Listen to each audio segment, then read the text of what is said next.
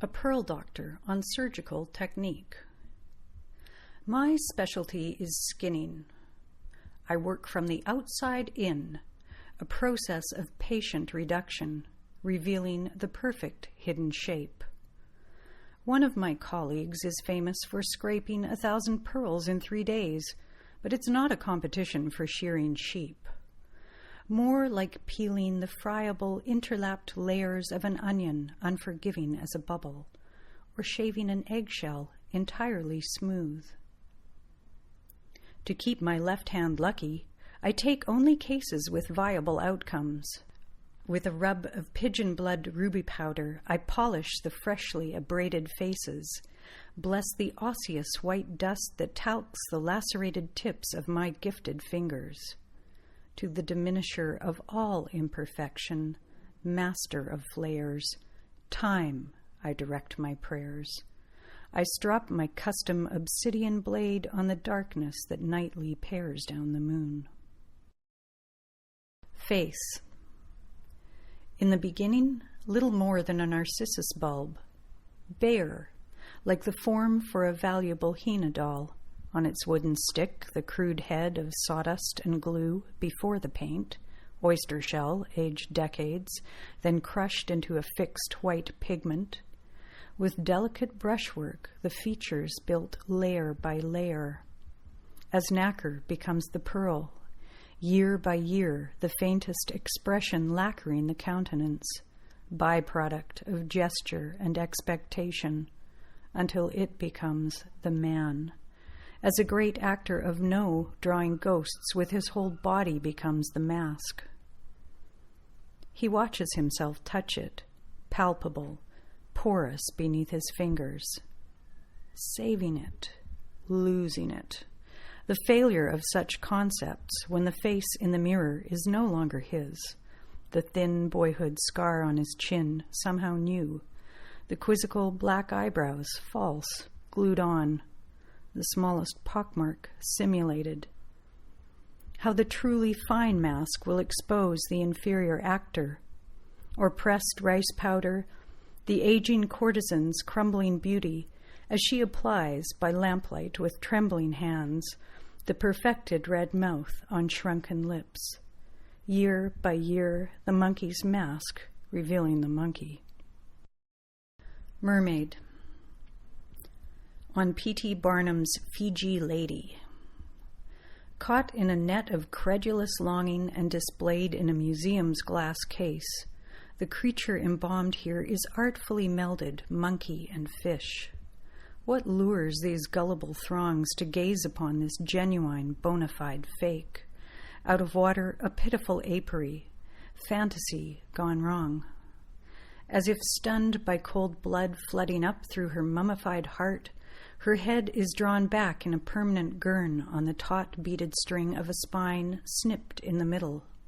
Hidebound, her zoot as a coconut, her hackles bristle.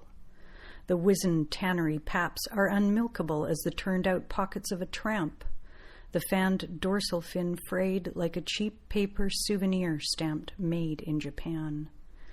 The implausible tale propelling us, in ordinary reality, to believe.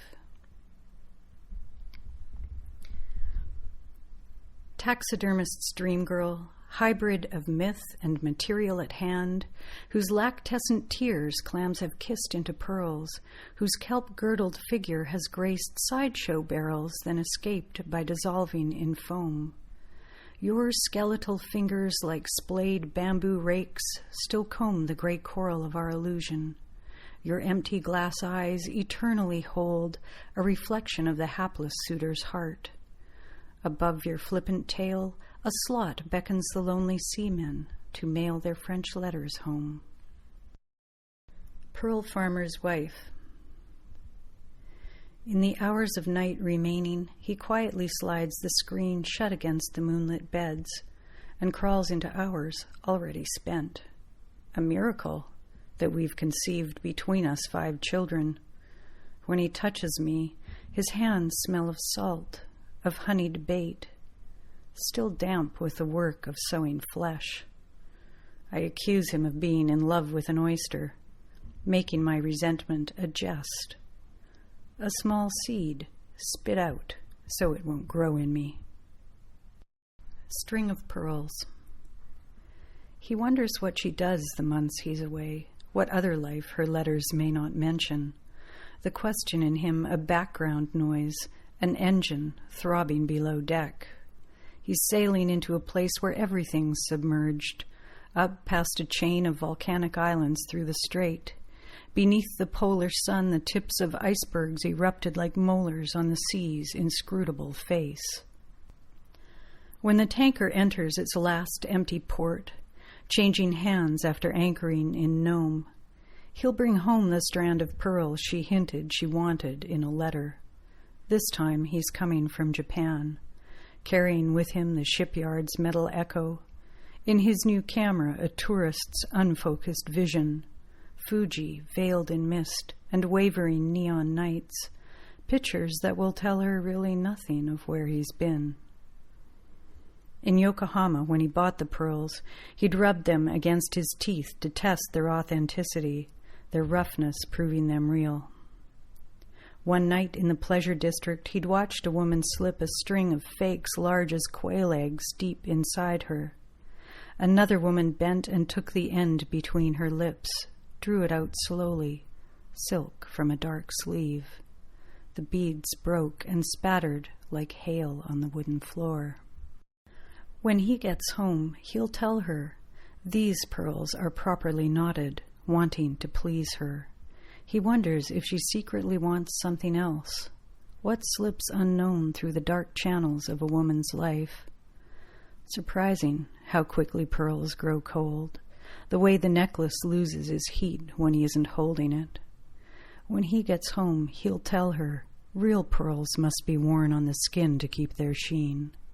He can see how their milky surfaces will lift into themselves the warmth of her body in candlelight, gleam blue with the flame's reflection. How perfectly matched they seem. How perfectly his body will fit hers when he gets home. All the ways a woman can keep things hidden, sunk deep, unnamed. He'll put the rope of pearls around her neck like a line thrown out for moorage, anchor himself in her, bead by glistening bead. The Stillbirth. Dreaming a different life, my father moved us in the dead of winter to an abandoned ranch he'd found in the mountains. The summer before, he'd walked the welcoming land, conceived a plan with almanacs, an advice that flowed free with the homemade wine of his neighbors, bemused ranchers who wondered why a city man would forfeit his salaried ease. He sat with them on their evening porches, seeing the gentle yellow order of the freshly swathed fields, hearing the random bleating of calves echo through the hills. His children would flourish like the wild alpine flowers that grew there in spring. In summer, he'd teach us the names of the grasses: timothy, clover, oats, wheat. In winter, we'd become strong, hauling hay and water, mucking stalls in the old wooden barn. That long January, as the eldest, I helped my father feed the 4 Herefords, our starter herd. One morning in the early darkness, he found one of them had calved too soon. He called me to the paddock where the small body gleamed, its upper side already leavening. A smell like yeast rose from the salty, amniotic puddle it lay in. It was perfect, grotesque, hairless, except for white fringes on the shut eyes, mouth and nostrils closed, hooves still rubbery. Nearby, the cow stood quietly chewing the grain my father gave her, and as he held her bucket, he explained to me gestation and its failures. When he dropped me at the school bus that morning, my mouth was full of new words, my 10-year-old's tongue morbidly savoring the taste of things gone wrong. I silently repeated their magic: stillborn, aborted, premature, as if they could convey the seamless, unfinished body and blue umbilicus leaking into the frozen ground, the calf firstborn of my father's dream.